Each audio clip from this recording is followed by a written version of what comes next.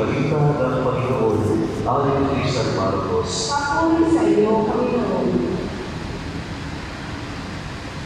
Noong panahon iyon, tinawag ni Jesus ang 12 at sinubong 2. Binigyan sila ng kapangyarihan magpalayas ng masasamang espiritu ang pinagpilitan. Sa inyong paglalakbay, huwag kayong magdala ng anuman, maliban sa tungkol, may pagkain, malutan, sa labis ng lumbutan o bigisan, ay huwag kayong magdala. Ngunit, magsuot kayo ng panyabang. Sinabi niya sa kanila, ang sa limang tahanan ng tuluyan, manatili kayo roon hanggang sa pag-alis niyo sa bayan niyon. Kung ayaw kayo tanggapin o pakinggan sa isang dako, umalis kayo roon at ipagpag niyo ang alinabok ng iyong mga paa bilang mamana sa mga taga-roon.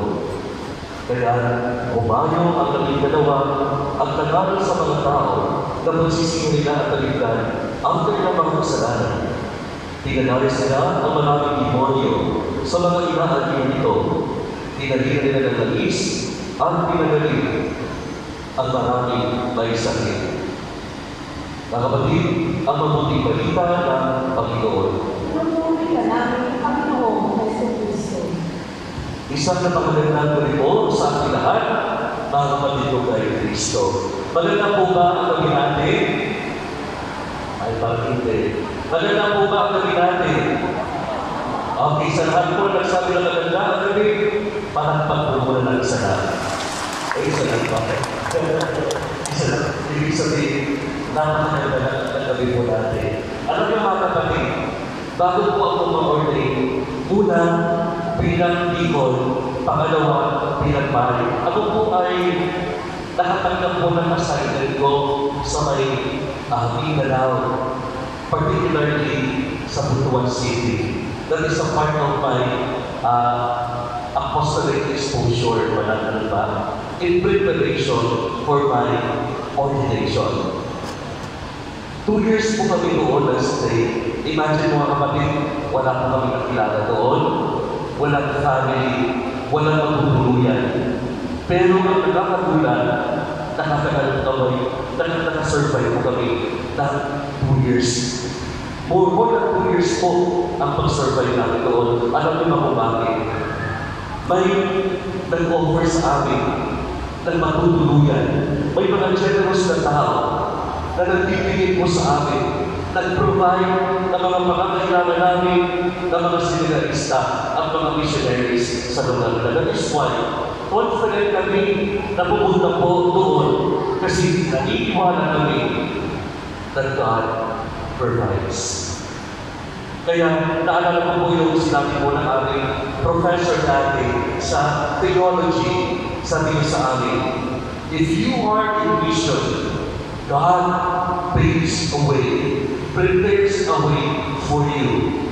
He will use some people in your mission area to be His instrument of His loving providence for you.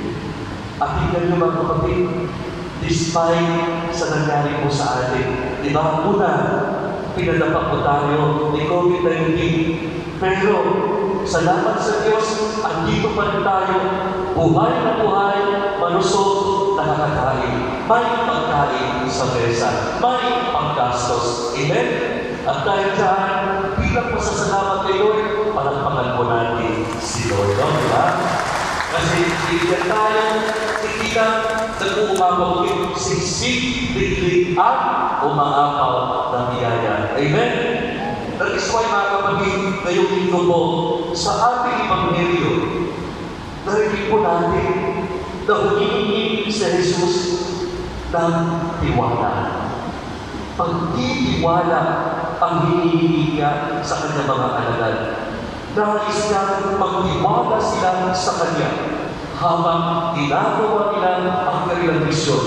At siya na po ang bahala sa kanilang kakailanganin na mag-provide ng kanilang needs sa kanilang misyon.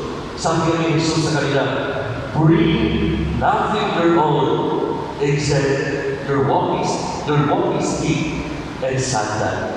So ano ang ibig sabihin ito? Nais ni Jesus, mga kapatid, na umasa ang kanyang mga alagad sa kanya lamang at hindi sa kanilang sarili. Ibig sabihin po, dapat ipakita ng mga disipulo ni Kristo na ang kanilang pagtitiwala ay nasa kapangyarihan ng Diyos lamang at hindi sa kung anumang bagay na meron sila. So ang tanong po, Father, ano po ba ang konekto sa atin? Ano po ba ang sinasabi ng ating Ebanghelyo sa atin? Ano kaya ang sinasabi ni Kristo sa atin? Mga kapatid, sinasabi ni Jesus na huwag po tayo mag-alala, huwag po tayo mabahala, magbibigay po siya.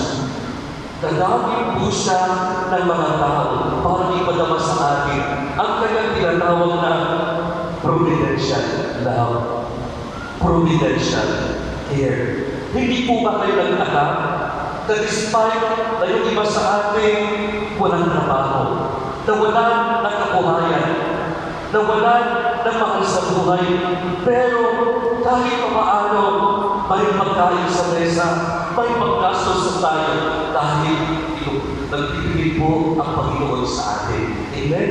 Nagbibigay po ng instrumento ang Panginoon para hindi tayo maalangan sa buhay. Kaya mga kapatid, when the time comes, nalugbog tayo sa buhay, huwag po kayo mawala ng pag-asa. Huwag po kayo mag-alala, pagtiwala kayo sa Kanya. For God will always provide. Pero, ang nakakalungkot isipin po mga kapatid, dala po ng pagbabago ng ating mga mundong buhay dito sa mundo, ang ating pagtitiwala, ang ating pananampalataya sa Diyos ay isang salitang hindi na po relevant.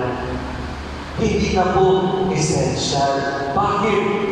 Dahil mas madalas po yung pinagtitiwalaan natin hindi ang Diyos, kundi ang material na bagay. Ano yun?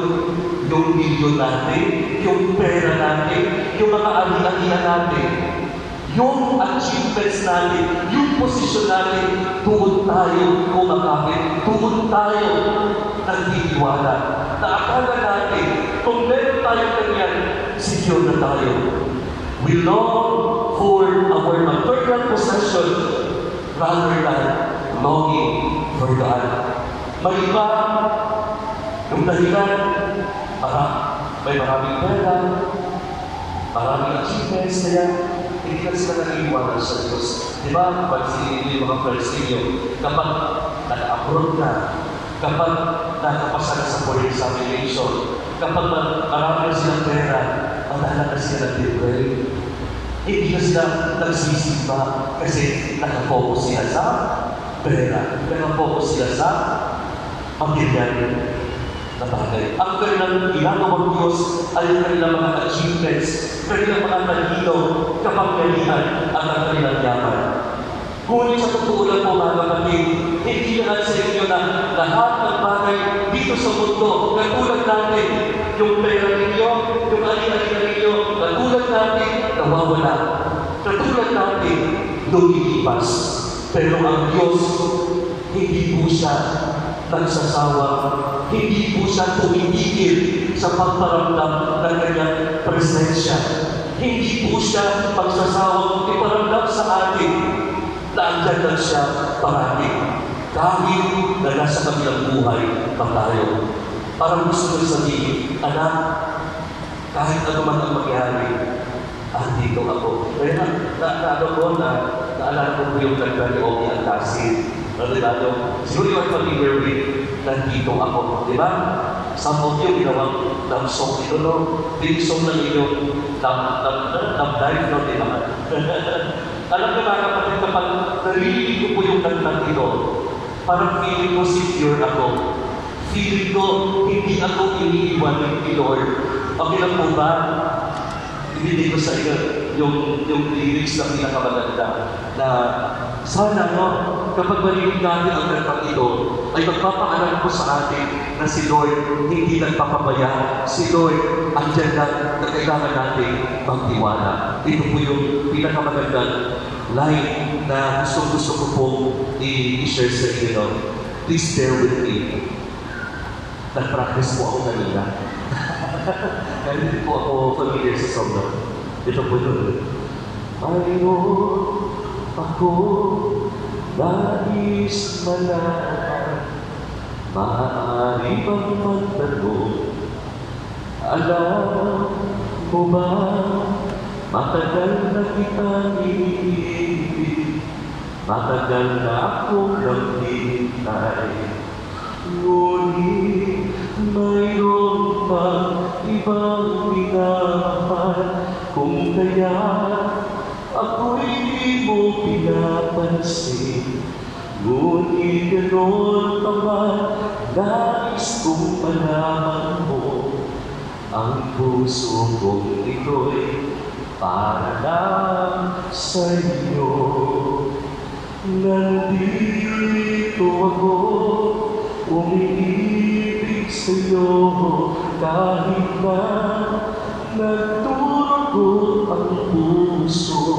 Kung sakali iwanan ka niya, huwag kang mag-alala, may nagmamahal sa'yo, nandito ako.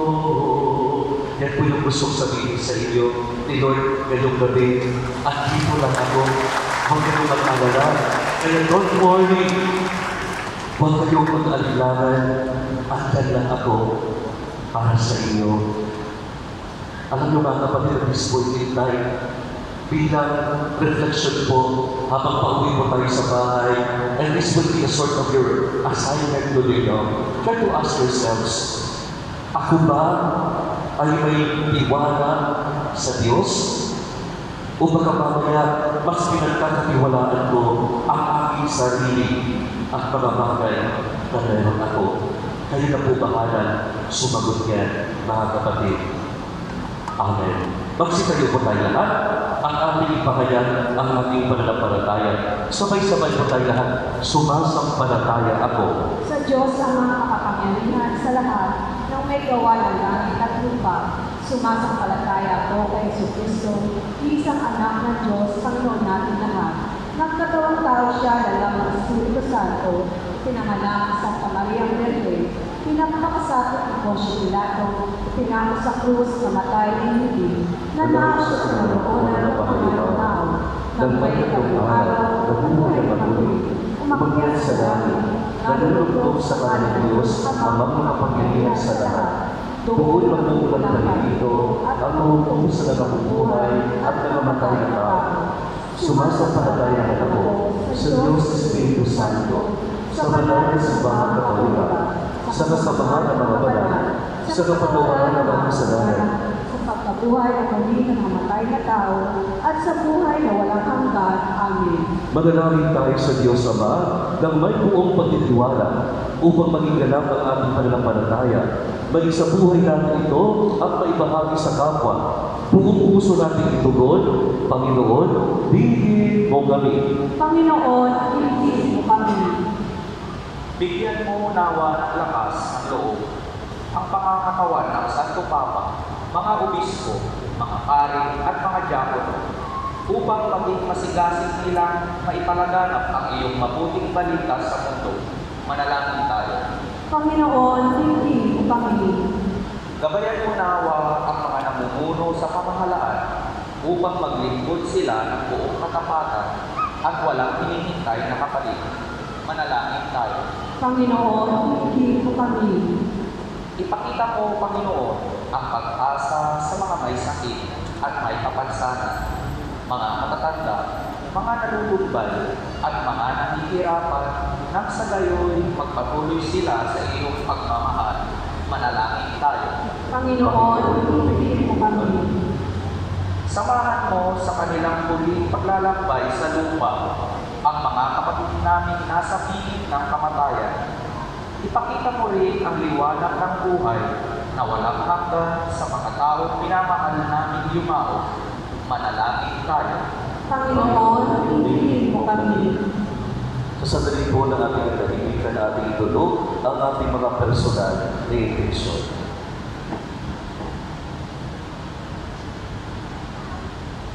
Isama natin sa ating intensyon ang lahat ng mga tao pinanakuan natin ay pagkasal natin sila.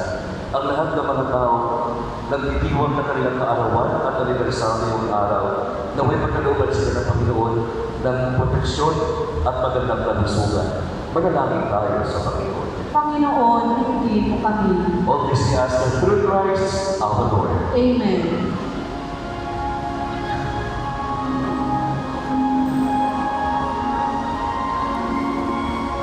Para po sa mga hawak ng offering envelopes, maaari po kayo pumila sa gitna para sa kapangkalan.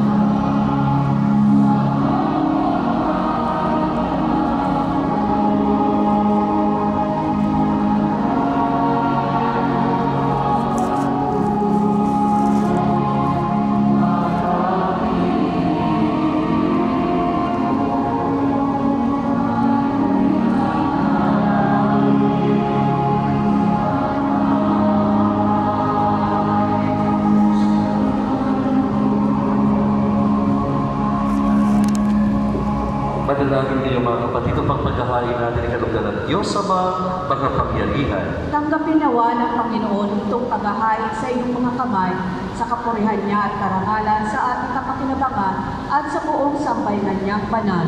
Ama naming lumikha, tunghayan mo ang mga alay ng iyong sumasamo sa bayanan at tanggapin mo ang mga ito para matagdagan ang iyong kabanalan sa mga nananalig na tunay sa pamamagitan ni Jesucristo kasama ng Espiritu Santo magpa sa walang hanggan. Amen. Sumainyo ang Panginoon. At sumayo rin. Itaas sa Diyos sa iyong puso at diwa. Tinaas ka namin sa Panginoon. Paasalamatan natin ang Panginoong ating Diyos. Marapat na siya ay pasalamatan. Ama naming mga pangyarihan tunay ang marapat, may kaway aming pasalamatan sa pamamagitan ni Jesucristo na aming Panginoon.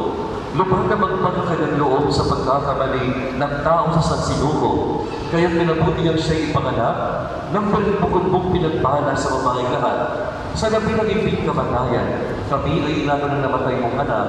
Sa pagkabuhay niya, kami kanyang binuhay upang kaugnayan namin sa iyo'y huwag magwakas. Kaya kaisa ng mga anghel na nagsisiawit ng papuri sa iyo, nang walang humpay sa kalangitan, kami nagpupuni sa iyo kadakilaan.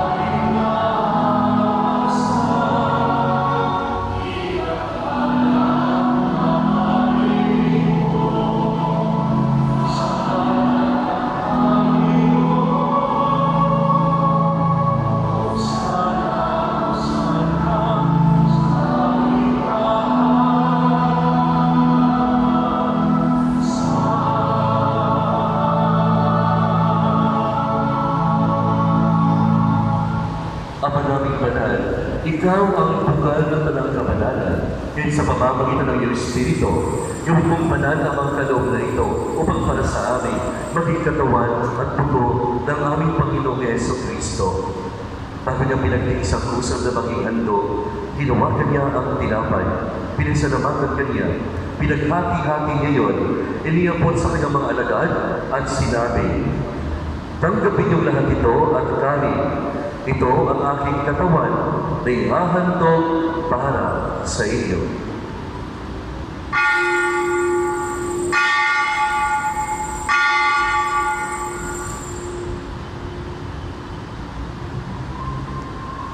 Gayun din naman nang matapos ang hapunan, hinawakan niya ang kalis, muli kanyang pinasalamatan. Iniabot niya ang kalis sa kanyang mga alagad at sinabi, "Tanggapin niyong lahat ito at inumin. Ito ang kalis ng ating dugo, ng bago at walang hanggantipan. Ang ating dugo na ibubuhos para sa inyo at para sa lahat sa ikapagpapatawad ng mga kasalanan. Gawin niyo ito sa pag-alala sa akin."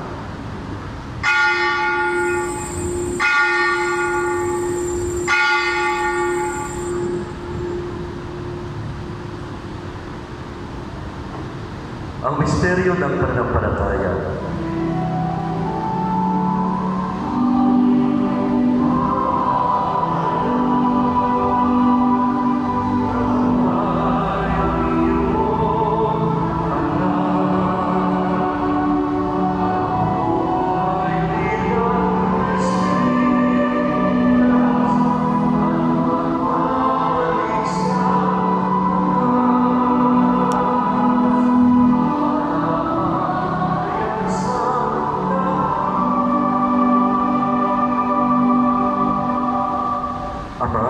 Ginagawa namin iyong pag-alaala sa pagkamatay at muling pagkabuhay ng iyong anak. Kaya't naaray namin sa iyo ang tinapay na nagbibigay buhay at ang kalis na nagkakalog ng kaligtasan.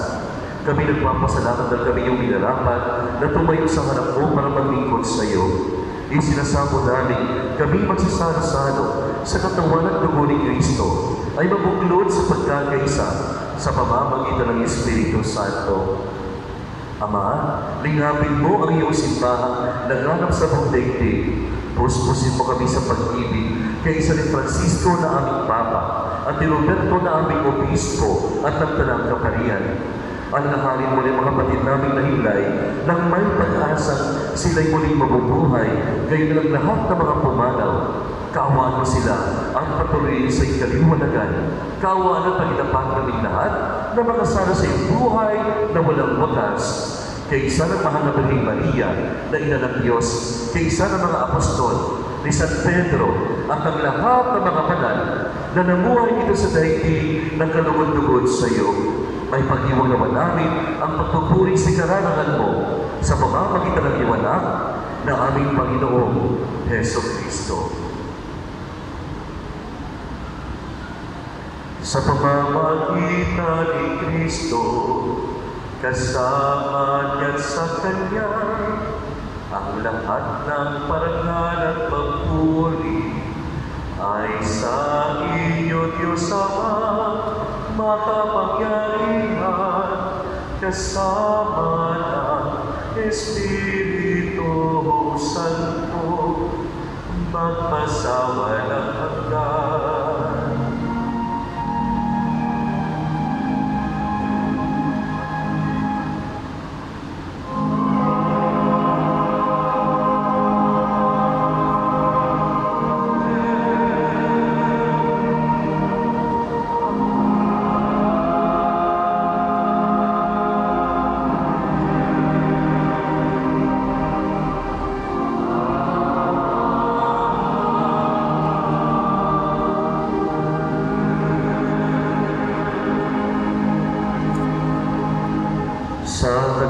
Nakakagaling na utos at turo ni Jesus na Panginoon at Diyos, ipahayag natin ng lakas loob.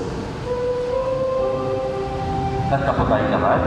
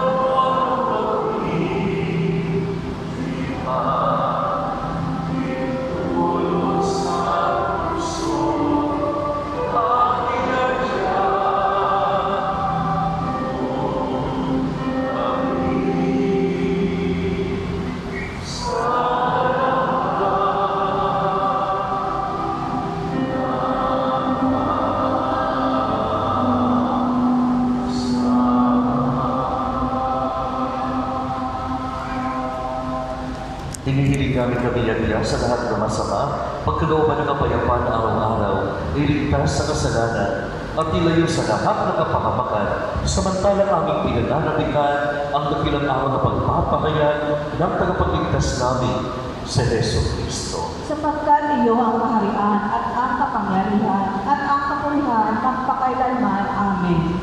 Panginoon Yesu Cristo, sinabi mo sa iyong mga apostol, kapayapaan ang iniiwan ko sa inyo, ang aking kapayapaan ang ibinibigay ko sa inyo. Tunghayan mo ang aming pananampalataya at huwag ang aming mga pagkakasala. Pagkalooban mo ngayon ng kapayapaan at pagkakaisa ayon sa iyong kalooban. Kasama ng Espiritu Santo, magpa sa walang hanggan. Amen. Ang kapayapaan ng Panginoon ay lagi sumainyo. At sumayo rin. Magbigayan ng kapayapaan sa isa't isa.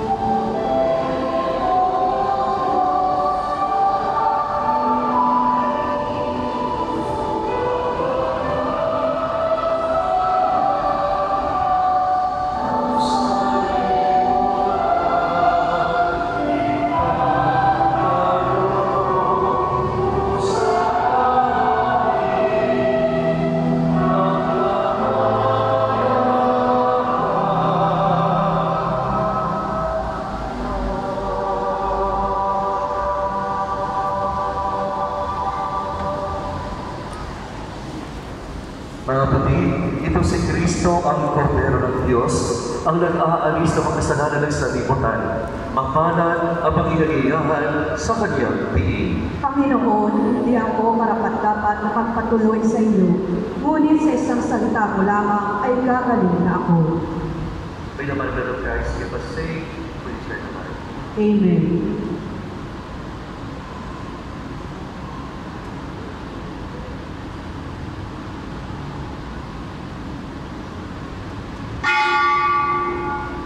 Sa lahat po ng tatanggap ng banal na komunyon, manatili po muna tayo sa ating mga upuan. Ang komunyon po ay gagawin by rows. May mga ushers po na gagabay sa inyo. Salamat po.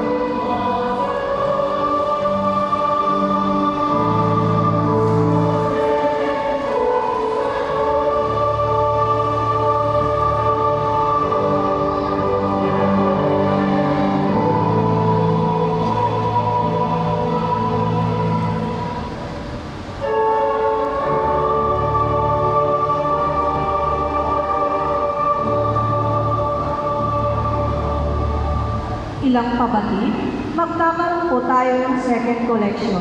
Ito po ay para sa Kristong Hari. Bahagi ng iyong tulong ay ang pagpapaganda at pagsasaayos ng simbahan. Maraming salamat sa inyong generosity. Sa Tuesday ay pista ng Our Lady of Mount Carmel. Lahat po ng magsisimba ay pagkakalooban ng Bravo Scapular. Ang mga misa po natin ay 6 a.m., 7 a.m., 12 noon, 5 p.m., 6 p.m., and 7 a.m. Ang ating kumpilan ay sa July 27. Ito naman ay para sa mga 12 years old pataas. Ang susunod po nating First Communion ay sa August 24 para sa mga 8 years old pataas. Magpalista na po tayo sa opisina. Kung ikaw ay 18 to 60 years old, ang Ministry of Lectors and Commentators o LECO ay nakaanyaya sa lahat ng nais na miyembro bilang nakapagpahayag ng salita ng Diyos sa ating tambanan ni San Pedro. Ang application form ay nasa booth sa labas ng ating simbahan. Maaari po tayo maghulog ng ating mga ikapo love offering sa mga nakapalibot na boxes sa ating simbahan. Magsindi tayo ng kandila sa labas ng ating simbahan para sa inyong mga pansariling panalangin at kahilingan. Bisitahin din natin ang religious store sa mga kailangan ng libro at gamit espiritual upang makatulong sa ating parokya. Maraming salamat po.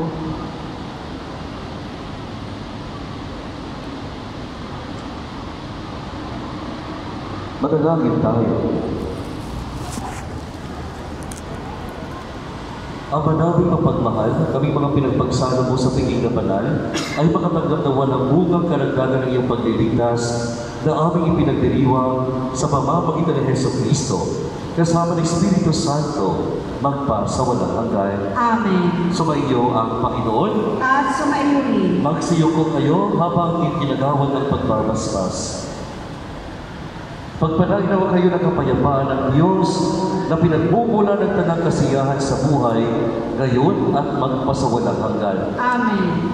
Pagkalooban nawa kayo ng Diyos na kalayaan mula sa takot at pangamba, palakasin ang inyong loob sa pagpapadama niya sa inyo ng pag-ibig niyang walang hanggan. Amen. Pasaganain naman niya sa inyo ang kaloob niyang pananampalataya, pag-asa at pag-ibig, upang lahat ng inyong gawain araw-araw ay magbunga ng kaligayahan sa buhay na walang hanggan. Amen. At pagpalain kayo ng mga pangyarihang Diyos, Ama, Anak, at Espiritu Santo. Amen. Tapos na po ang ating banal na misa. Humayo kayo at maging tunay na alagad ni Jesus sa inyong pagmamalasakit at pag-ibig sa kapwa.